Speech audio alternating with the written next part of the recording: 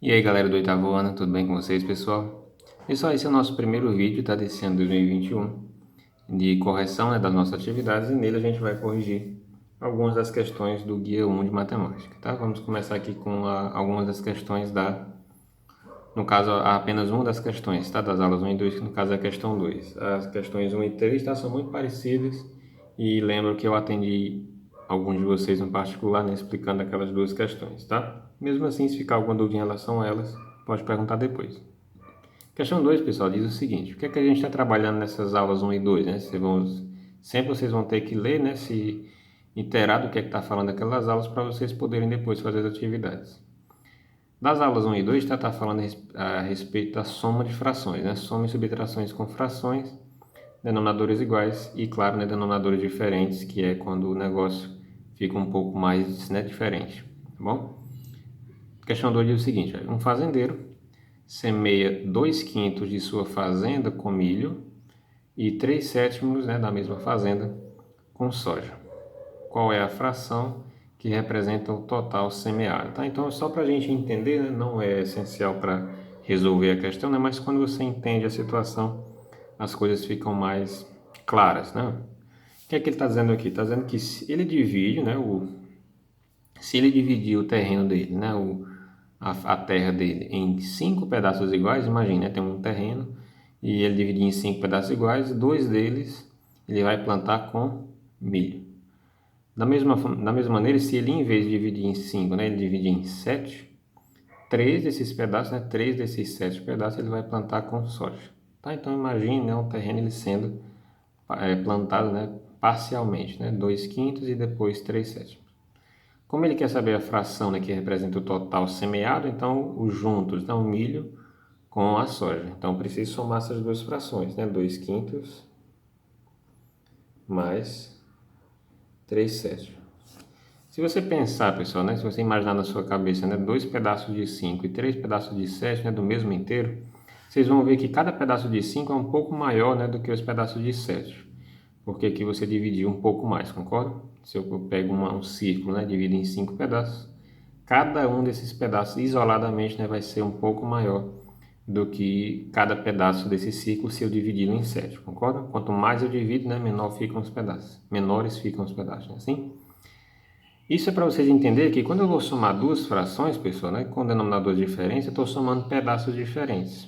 Né? Então, é justamente para vocês entenderem que não faz sentido, né, eu somar 2 mais 3, uma vez que os pedaços aqui de baixo, né, o que me diz os pedaços do denominador, são diferentes. Da mesma maneira, eu não posso somar, né, o 5 com o 7, porque isso vai mudar, né, de repente, né, de maneira muito louca, os pedaços que eu dividi. Eu nunca vou somar aqui embaixo.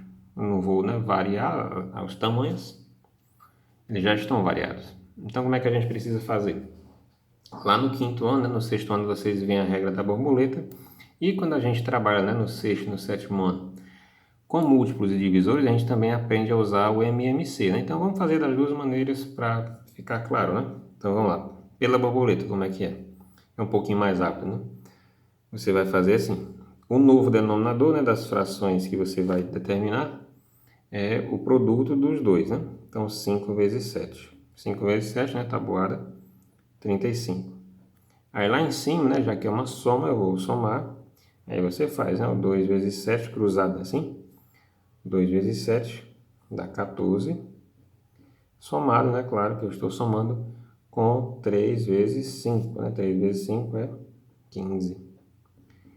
14, né, mais 15 vai dar 29, então 29 pedaços de 35. Né? Ou seja, eu só consigo comparar, né, esses pedaços quando eu dividir toda a fazenda, né, em 35 pedaços. Então, 35 pedaços, né, 29 desses pedaços vão ficar ocupados, né, juntamente com milho e soja. Tá certo? Como é que a gente faria usando o MMC? É só vocês calcularem, né, separadamente aqui o MMC dos denominadores, né, 5 e 7, né, assim? Não dá por 2, não dá por 3, né, assim? Então a gente vai para o próximo primo, que é o 5. 5, né, dá por 5, que dá 1, 7 não dá, repete. Então agora a gente vai para o próximo primo, que é o próprio 7, né? Tranquilo, aqui fica 1, fica 1. Ou seja, né, o MMC de 5 e 7 é justamente multiplicar 5 e 7, né, como a gente fez aqui, ó. 35, né? Então, o que acontece? Acontece o seguinte, 2 quintos, né, mais 3 sétimos. Novo denominador é 35. Aí você vai dividir e multiplicar. 35, né, dividido por 5 dá 7, e 7 vezes 2 dá 14, mais 35 vezes 7 dá 5, e 5 vezes 3 dá 15. Se você observar, é a mesma coisa, né? Justamente porque o MMC é a multiplicação dos dois, né? Isso vai dar a mesma resposta, claro, né? 29,35 tudo bem? Essa é a fração, né, total da fazenda dele que será plantada com alguma coisa, né? Milho ou soja. Tudo bem? A questão 1 e a questão 3, né, similares, você vai trabalhar com soma ou subtração de frações com denominadores diferentes, né, ou então com mais fácil iguais. Nas aulas 3 e 4, a gente já começa a trabalhar um pouquinho, né, com soma e subtração de números na forma decimal. A gente trabalhou aqui na forma fracionária, vamos trabalhar também na forma decimal. Então vamos lá. Primeiro que a gente efetue os cálculos, né? Então somar esse número decimal com esse número decimal. Para somar, pessoal, subtrair, né, que no caso da letra B, a gente sempre vai, né, se guiar, se orientar e alinhar os números pela vírgula. Então vamos pegar aqui, né? Não importa, né? Eu estou somando, eu vou pegar o maior. Vou pegar 82,3, né? Coloquei ele aí. Agora, né, o próximo eu vou colocar, né, de maneira que a vírgula, né, permaneça no mesmo alinhamento aqui. Então, vírgula aqui logo, aí fica o 6 para esse lado, né? E o 56 para esse lado. Por que eu estou explicando bem isso? Né? Porque às vezes, né, as casas decimais dos números que você quer somar não tem a mesma quantidade, né? Que aconteceu de ter a mesma, né? 3 e 6. Só que se fosse mais aqui, né, ou então mais aqui, o aluno poderia, né, vocês poderiam se confundir e somar os números, né, com casas erradas. Eu não posso somar, né, esse 6 com esse 2, esse 2 com esse 5. Não posso. Eu tenho que somar, né, casa por casa, unidade com unidade, dezena com dezena, décimo com décimo, né, assim, no caso aqui do 6 e do 3. Por isso que eu alinho pela vírgula. 9 mais, ou melhor, 3 mais 6 dá 9. Vírgula abaixo de vírgula, tá? Não é para somar as vírgulas, não faz sentido, né? 2 mais 6 dá 8. E 8 mais 5 dá 13. Ou seja, né, 138,9. Ou então 138 inteiros e 9 décimos, certo? Aqui a gente tem de novo a situação da vírgula. Coincidentemente, né, e felizmente para nós, a quantidade de casas é a mesma. 3 casas, 3 casas. Então na hora que eu alinhar vai ficar todo mundo, né, bonitinho embaixo um do outro. Então aqui no caso eu vou colocar o maior primeiro, né, já que é menos. 5, 2, aí embaixo, né, menos 1, já ficou embaixo, né? 667. Pronto, agora eu vou subtrair. Só que na subtração eu tenho que tomar cuidado aqui com as possibilidades, né? Eu não posso tirar 7 de 2. Então eu vou pegar aqui, né, um centésimo emprestado, de 5 vão ficar 4. E para cá vem, né, 10 milésimos, né, assim? Ou seja, 12, né? Então 12 menos 7 fica 5, certo? Mesmo problema aqui, ó, de 6 eu não posso tirar 4, né? Cuidado que esses 5, né, eu tirei 1 para cá, já fica 4.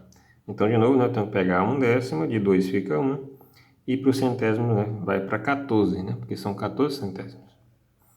10 que eu peguei aqui, né, e 1, e os 4 que já estavam. Agora eu posso fazer, né, 14 menos 6 dá 8. Aqui, de novo, né, eu não posso fazer 1 menos 6, ou então tirar 6 de 1, né? Eu tenho que pegar aqui, no caso, uma unidade, né, que eram 2, vai ficar 1. E aí eu vou ficar com 11 décimos. É assim? 1 que já estava e os 10 que eu peguei. 11 menos 6 eu posso fazer, que é 5. Certo? Agora sim. E aqui, né, ficou 1 menos 1, que vai dar 0. Né? Por que eu estou colocando esse 0? Porque a vírgula vai ficar aqui, né? Então eu tenho que colocar a parte inteira nula. Tá? Então a subtração desses números aí vai dar 585, né, milésimos, ou então 0,585. Tudo bem? A questão 4, né, a questão que traz para a gente, né, além de números decimais, um gráfico e pede para você analisar o gráfico e responder as questões. Vamos procurar esse gráfico. Para não ficar muito demorado, né, eu trouxe para vocês aqui um esboço, né, do gráfico que tem lá. Vocês vão pegar o gráfico do guia.